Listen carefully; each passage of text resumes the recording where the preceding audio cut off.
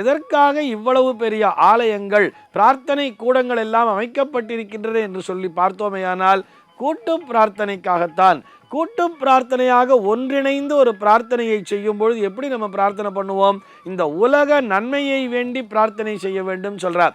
ஒரு ஆலயத்தில் போய் ஒரு பூஜை நடக்குதுன்னு சொன்னா அந்த பூஜையிலே பங்கு பெறுகின்ற பக்தர்கள் அனைவரும் என்னுடைய துன்பத்தை நீக்கிவிடு என்று கேட்கக்கூடாது.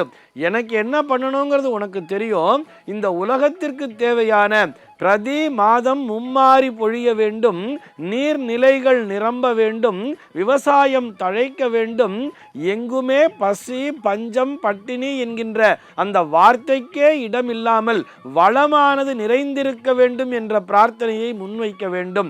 எல்லோரும் இன்புற்றிருக்க வேண்டும் என்பதை மட்டுமே அங்கே பிரார்த்தனையாக வைக்க வேண்டும். அதுதான் கூட்டு பிரார்த்தனை என்பது.